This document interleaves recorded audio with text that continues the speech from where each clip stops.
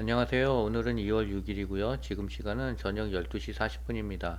SOXL은 쌍봉호 조정을 받을지 다음 고점인 46달러까지 갈지는 지켜봐야 될 것 같아요. 엔비디아는 목표가가 800달러로 상향됐어요. 차이나 전기차의 하락의 끝은 다 온 것 같습니다. 구독, 좋아요 부탁드립니다. 차이나 전기차는 마이너스 61%고요. SOXL은 장중 4% 가까이 상승했다가 지금 1.5% 정도 상승 중이에요. 그래서 153% 정도 수익 구간입니다. SOXL이 쌍봉 후 조정을 받을지 정고점을 강하게 돌파 후 46달러까지 갈지는 시간을 두고 지켜봐야 될 것 같아요.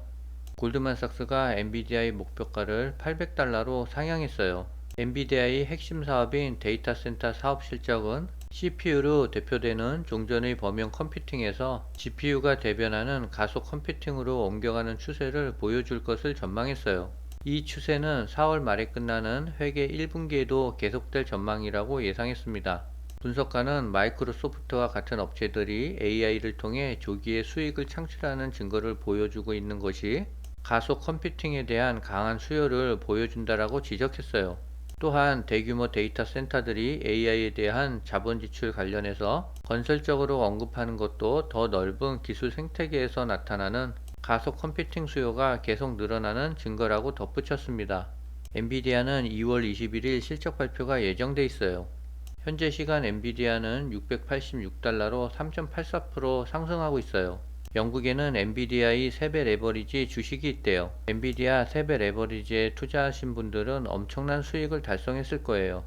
파월 의장이 미국 경제가 강해 기준금리 인하 시점에 대해 신중하게 생각할 것이라고 말했어요. 그동안 말을 아껴온 미국의 국가 부채 문제에 대해서는 빨리 지속 가능한 상태로 되돌릴 필요가 있다라며 에둘러 비판했대요. 인플레이션이 지난 11개월간 꾸준히 둔화했으며 최근 6개월 동안 급격히 둔화했다라고 말했는데요. 이에 진행자가 그렇다면 왜 지금 금리를 인하하지 않느냐고 묻자 파월 의장은 실업률이 3.7%일 정도로 경제가 강하기 때문에 금리 인하 시점에 대해 신중하게 접근할 수 있다라고 대답했대요. 시장이 예상하는 것보다 금리 인하 시기가 늦어질 수 있다는 점을 분명히 한 것이래요. 파월 의장은 인플레이션에 대한 신뢰도가 높아지고 있다는 점에 자신감을 갖고 있다라고 했고요. 그러면서도 금리 인하는 매우 중요한 단계라며 인플레이션이 목표치인 2%로 지속 가능하게 하락하고 있다는 더 많은 증거를 보고 싶다라고 말했어요. 금리 결정에 미국 대선과 같은 정치적인 요소를 고려하지 않을 것이며 인플레이션이 2%에 도달할 때까지 기다렸다가 금리를 내리겠다는 뜻도 아니라고 덧붙였어요. 파월 의장은 미국 부동산 부실 가능성은 작다고 판단했고요. 상업용 부동산 문제로 인한 금융위기 가능성이 있냐라는 질문에 없다고 생각한다며 일부 소형은행이 어려움은 겪고 있지만 관리 가능한 범위라고 대답했대요. 그러나 미국 정부 부채 문제에 대해선 부채 증가 속도가 경제 성장 속도보다 빠르다며 미국은 지속 불가능한 재정 상태에 있다라고 우려했어요. 이어서 사실상 미래 세대로부터 돈을 빌리고 있다며 재정의 지속 가능성에 우선순위를 두는 쪽으로 빨리 돌아가야 한다라고 강조했대요. 미국 경제가 연착륙이나 경착륙하지 않고 무착륙할 것이라는 전망이 월가에 재부상하고 있대요. 폭발적인 1월 고용지표와 높은 경제 성장률, 상대적으로 강력한 기업 실적, 제롬 파월 연장의장의 금리 인하 유보 발언은 무착륙 시나리오를 예고한다라고 보도했어요. 하지만 시장에는 부정적인 의견도 있어요. 월가의 전설적인 투자자로 꼽히는 제레미 그랜섬 GMO 창업자가 미국 주식 투자자들을 경고하고 나섰대요. 4일 비즈니스 인사이더에 따르면 그랜섬은 미국 증시가 밸류에이션에 비해 지나치게 고평가되어 있음을 지적하며 지금부터 미국 주식 시장을 떠나거나 멀리해야 한다라고 강조했대요. 제레미 그랜섬은 인터뷰에서 미국 증시를 둘러싼 인공지능 거품과 경기 침체 가능성을 경고했어요. 그는 지난 2022년 증시 거품이 터지는 과정에서 S&P 500 지수가 19%, 나스닥 지수가 33% 폭락했지만 이 정도로는 충분하지 않다면서 증시 거품을 감안했을 때 20에서 30%는 더 빠졌어야 했다라고 밝혔어요. 다만 당시 시장에 AI 강풍이 불면서 증시 매도세가 무리하게 중단됐다며 오히려 AI 신기술을 둘러싼 지나친 기대감으로 증시의 거품이 더 커지게 되었다고 평가했대요. 차이나 전기차가 1.83% 상승했어요. 장중에는 6,080원까지 하락했는데요. 밑꼬리를 달며 6,385원인 1.83% 상승으로 마감했어요. 외국인이 100만 주 가까이 대량으로 매수를 했는데요. 밑꼬리가 달린 게 주가 방향에는 긍정적인 것 같습니다. 상해 종합지수는 1.02% 하락했는데요. 2020년 3월 27일 최저점인 26,060포인트 근방까지 하락하고 있습니다. 2660포인트가 아마도 하락의 끝이라고 생각하고 있어요. 미국 자동차 소비자 중 절반이 다음번에는 전기 자동차나 하이브리드 차를 구매할 것을 고려 중인 것으로 나타났대요.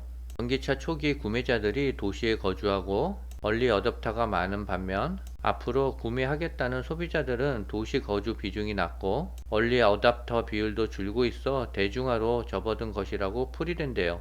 미국 내 전기차 판매는 증가하고 있으나 성장률은 둔화하고 있대요. 2021년 미국에서 판매된 전체 자동차 중 전기차는 3.2%에 불과했으나 2022년에는 5.8%, 2023년에는 7.6%로 증가했대요. 올해는 전기차 판매가 10%를 넘을 것이라고 분석가들은 예상하고 있대요. 증시 안정에 사활을 걸고 있는 중국 당국이 지난 주말 긴급 회의를 소집하고 자본시장 안정화 방안을 강구했으나 구체적인 대책을 내놓지는 못했대요. 중앙은행이 시장 유동성 공급을 위해 5일부터 지준율을 0.5포인트 내렸지만 시장에서는 오히려 경제 성장 둔화 우려가 증폭되면서 주가가 큰 폭으로 떨어졌어요. 분노한 투자자들은 주가 폭락을 성토하고 정부 산하 싱크탱크조차 말이 아닌 행동이 필요하다며 증시안정기금 1845조 원 투입 등 획기적인 대책 마련을 촉구하고 나섰대요. 블룸버그 통신에 따르면 2일 중국 증시가 5년 만에 최저치로 떨어지자 4일 중국 증권감독관리위원회가 긴급 회의를 열고 자본시장의 안전성을 유지하기 위해 노력하겠다라고 강조했으나 구체적인 계획은 제시하지 못했대요.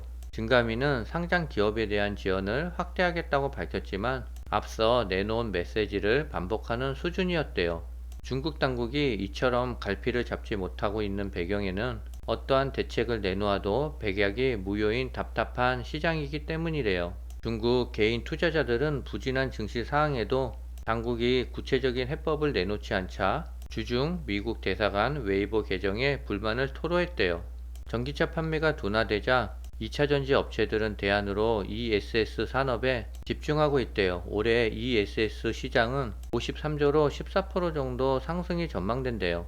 그래서 CATL은 전기차 둔화에도 불구하고 공격적인 소재 확보 행보를 계속 보이고 있어요.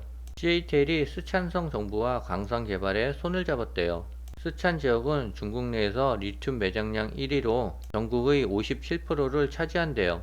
CATL은 스촨성 정부와 리튬 강선 자원 개발 협력과 신에너지 저장 장치 개발 등 전략적 협력 계약을 체결했다라고 보도했어요.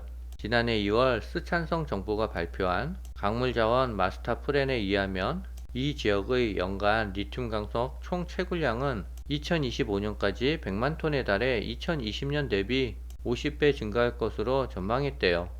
현재 시간 1시 20분인데요. SOXL은 1.5% 정도 상승하고 있어요. 빨리 마무리하고 자야 될 것 같아요. 오늘은 여기까지입니다.